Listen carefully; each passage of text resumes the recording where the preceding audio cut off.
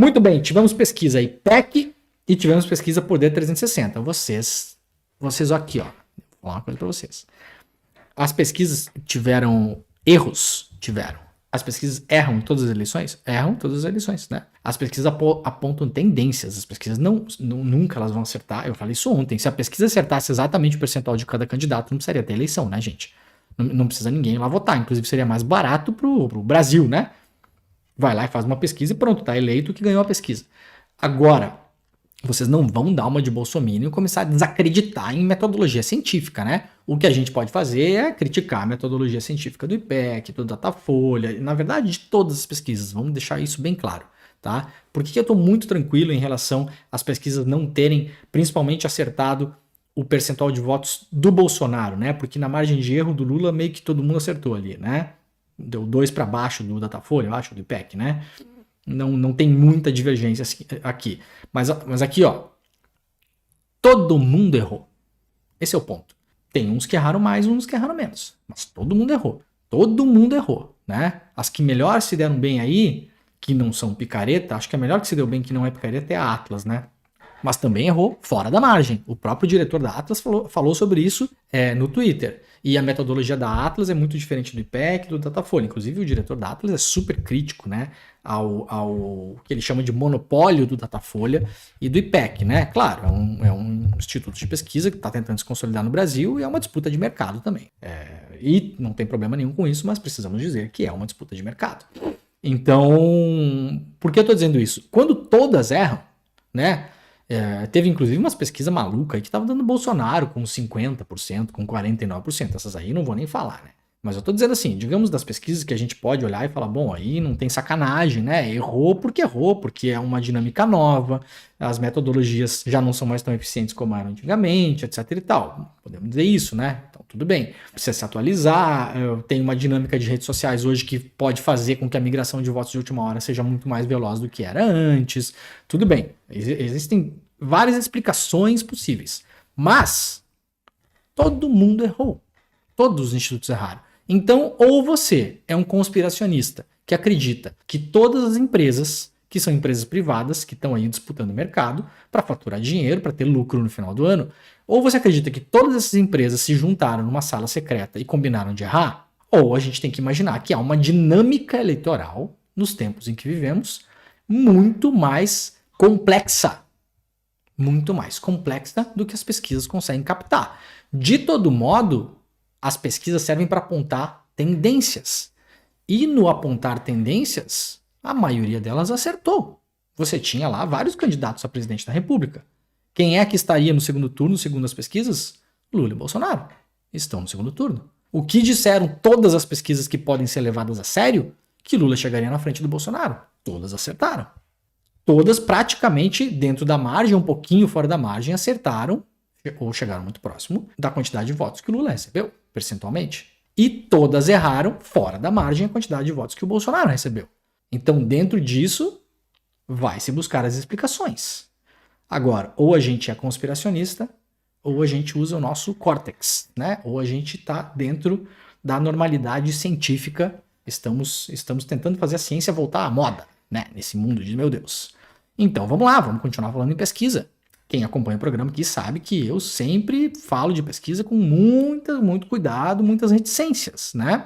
Quem acompanha o programa desde o começo vai lembrar que lá atrás eu já dizia que a eleição seria muito mais apertada do que as pesquisas diziam. Era a sensação que eu tinha. Eu sei mais que os institutos? Não sei. Eu tinha uma sensação por estar o dia inteiro na internet apurando matéria, falando com pessoas e tal. Eu tinha uma sensação de que seria muito mais apertado. Inclusive, eu não sei por que os diretores do IPEC e do antigo Datafolha não falam sobre isso. Fiz uma entrevista, também junto com o Reinaldo, lá no falecido Clubhouse. Tem uma entrevista que me foi concedida pelo Mauro Paulino, que hoje é o comentarista de eleições da Globo News, que foi diretor do Datafolha durante muitos anos, e pela Márcia Cavallari, que é a diretora do IPEC, o antigo Ibope.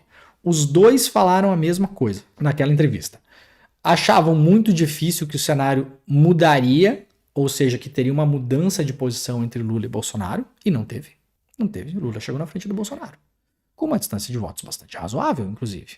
né? Ah, mas muitos institutos diziam que ia ganhar no primeiro turno. Sim, diziam que havia uma possibilidade de ganhar no primeiro turno. Ficou a 1,5 percentual de ganhar. Ficou muito próximo de ganhar no primeiro turno. Não ficou longe. Não tá errado. E dizia uma coisa muito importante, que eu acho que eles deveriam resgatar isso, né? Os institutos têm que se explicar também, óbvio, né?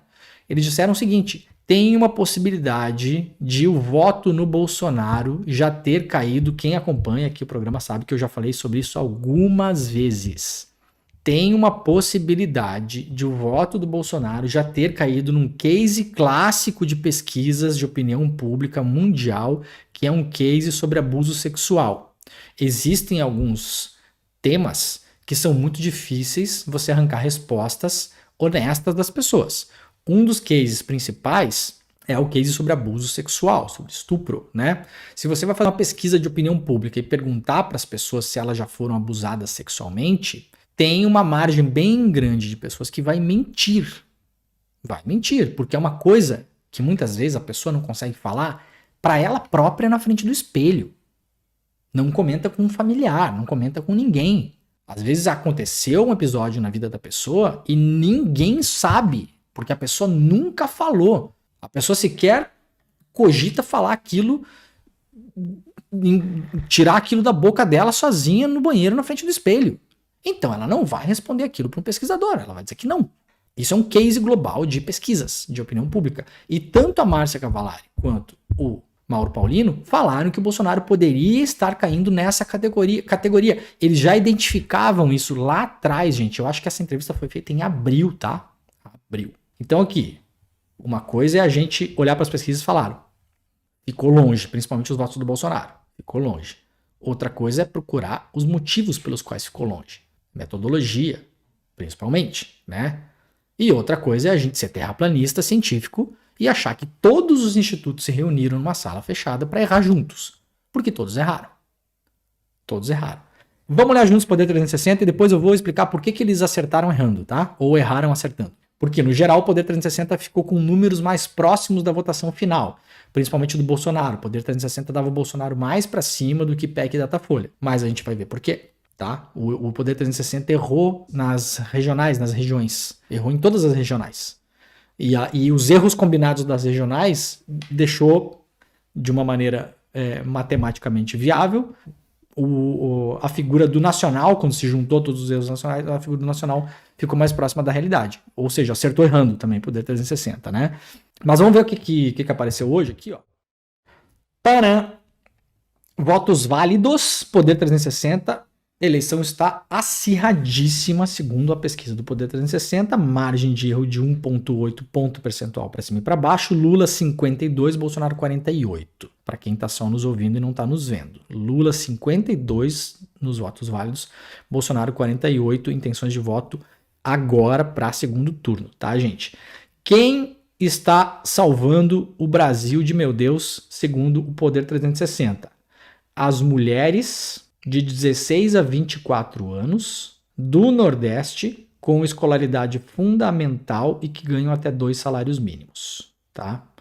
É isso que dá para eu concluir aqui, porque olha aqui, ó, a pesquisa está granulada aqui, então os homens estão 50%, as mulheres estão 54% para o Lula, 46% para o Bolsonaro. Na idade de 16 a 24 anos, as mulheres estão 56% para o Lula e 44% para o Bolsonaro.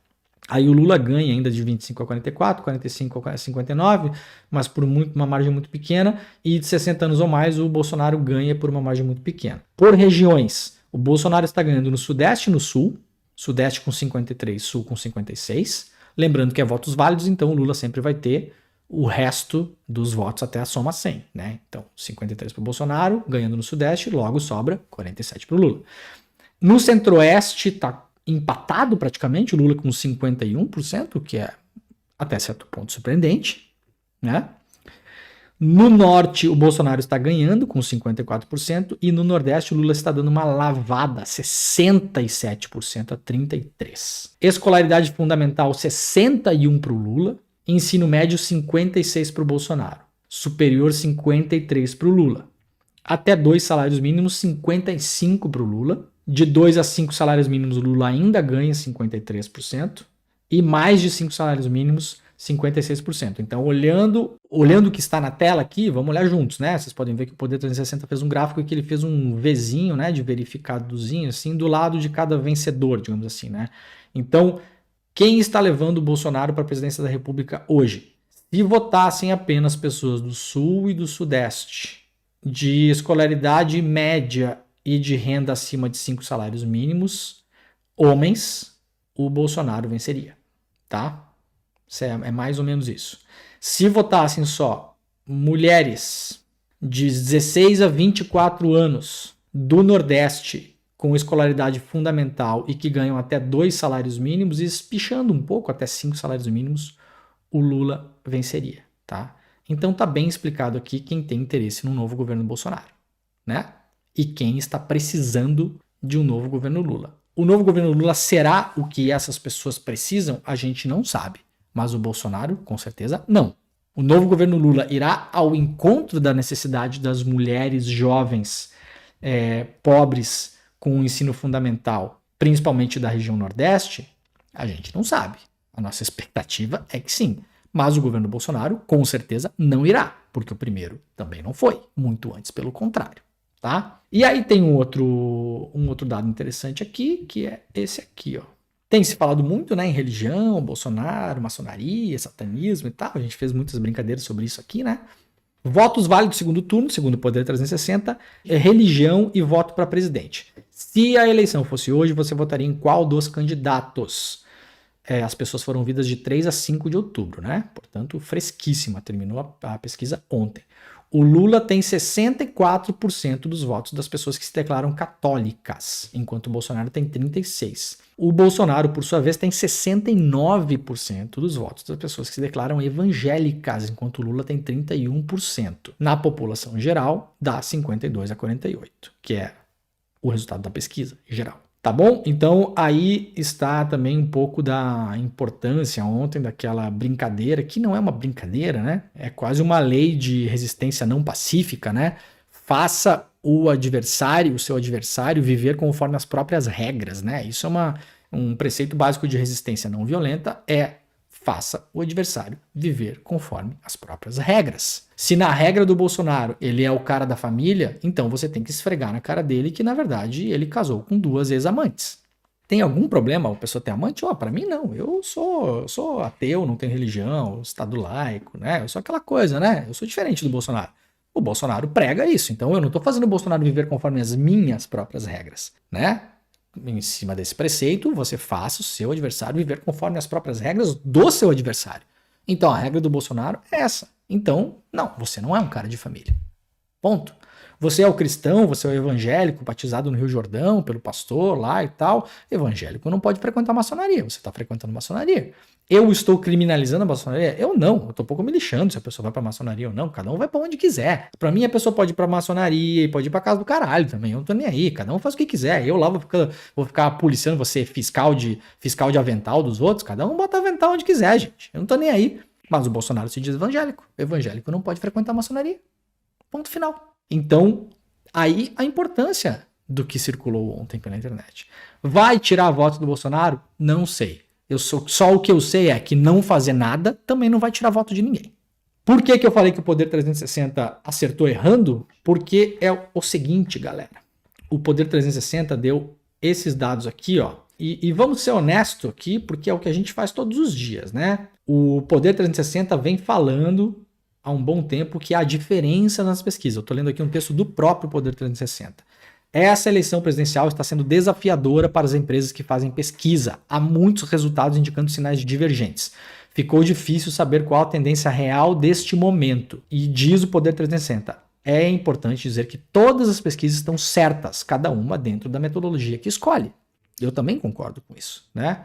Aliás, tem uma colunista do Poder 360 hoje que fala que não, que se alinhou, quer dizer, já é uma terraplanista, né? Mas se alinhou ao terraplanismo anticientífico, né? Na verdade, o próprio lugar onde ela trabalha está falando que não. que ela está equivocada, né?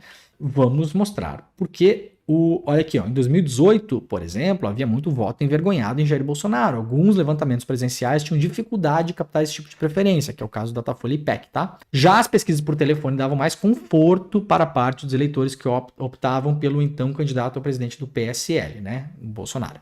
E esse voto envergonhado hoje pode permanecer. Porque muita gente tem vergonha de dizer que vota no Bolsonaro, né? Afinal de contas, motivos não faltam, né? Mas o Poder 360, isso aqui foi publicado dia 1º de outubro, tá? Ou seja, sábado, um dia antes da eleição. Sábado, um dia antes da eleição, o Poder 360 publicou esse texto e colocou as suas últimas pesquisas, né? As mais recentes. Colocou, acho que as 1, 2, 3, 4, 5, 6 pesquisas mais recentes. Então, eu comparei aqui para a gente ter uma ideia, porque eu queria tentar entender se o Poder 360 tinha mandado melhor ou não, né, no geral, né? Mas por que eu falo que o Poder 360 acertou errando? Por causa disso aqui, ó. Vocês não estão vendo aí, mas eu estou comentando para vocês, tá? O Poder 360 deu o Lula com 49 pontos no Sudeste e o Bolsonaro com 38. Na verdade, o Lula fez 42,6 e o Bolsonaro fez 47. O Poder 360 errou para um zaralho no Sudeste. Não é pouco, não. Aí, no Sul, o Poder 360 deu 45 para o Bolsonaro e 42 para o Lula. Mas, na verdade, o Bolsonaro no Sul fez 54 e o Lula fez 36. No Centro-Oeste, o Bolsonaro tinha 49 pontos e o Lula 32, segundo a última pesquisa do Poder 360, no Centro-Oeste. E, na verdade, no Centro-Oeste deu 37 para o Lula e 53 para o Bolsonaro. Tá? Os dois fizeram mais do que dizia aqui. No Norte, o Lula faria 44, segundo a pesquisa do Poder 360. Fez 47 e o Bolsonaro faria 37 e fez 45. Bastante acima, né? No Nordeste foi o maior erro, eu acho. Ó. O Poder 360 dava o Lula com 55% e o Lula fez 67%, fez 12% a mais. Já o Bolsonaro tinha 32, segundo o Poder 360, e fez 26,8, tá? Só que acontece, na mágica da matemática, você somando as regiões do Poder 360, o Centro-Oeste é onde ficou só na margem, ficou o Centro-Oeste, tá? Pelo que eu vi aqui, mais defensável, digamos assim, né? No mais, errou bastante nas regiões. Mas como errou para cima e para baixo de muito pro Bolsonaro e pro Lula, e pro Bolsonaro e pro Lula, acabou chutando o Bolsonaro mais para cima, na soma das regiões, e o Lula um pouco mais para baixo. Então, errou menos, né? O que eu tô querendo dizer com isso aqui? Não tô falando isso para criminalizar ou, né? Não tô nessa turma aí, né, gente? CPI, de não sei o quê. Quer fazer CPI de pesquisa eleitoral? Pode fazer. Tem que fazer em cima de Brasmarket, de Instituto Veritá, de Paraná Pesquisas, que recebeu milhões de dinheiros aí do partido do Bolsonaro. Quiser investigar, tem para investigar. Agora, institutos que estão aí, até onde entendemos, na boa fé, o que inclui o Poder, o Atlas, que são esses mais novos e tal, né, a própria Quest e tal, e os mais antigos, IPEC e Datafolha, a gente vai confrontá-los com eles próprios, né? Erros e acertos, né? Então, o que eu tô querendo mostrar aqui é que, na verdade, na média, todo mundo errou. Então, de novo, ou a gente acredita que há um método científico e uma boa-fé das empresas, né? E até que se prove ao contrário, não podemos dizer que seja diferente, até porque o Datafolha e o Ibope, principalmente, têm décadas de atuação no mercado de pesquisa eleitoral e nunca tinham errado dessa maneira. Então, é muito mais fácil a gente intuir que há uma mudança na dinâmica eleitoral, né? Se for investigado e descobrir que erraram de propósito, que venderam a pesquisa, bom, aí é outra coisa, mas quem acusa vai ter que fazer essa prova, né? O que se tem de histórico desses institutos é que são institutos respeitáveis. E para além disso, os novos institutos também erraram os novos, né? Então a gente vai ficar aqui neste programa agarrado aos fatos. Se surgirem novos fatos, falaremos dos novos fatos. Não vamos partir por terraplanismo científico aí, né? O meu papel aqui também é deixar vocês com os pezinhos no chão, né, gente?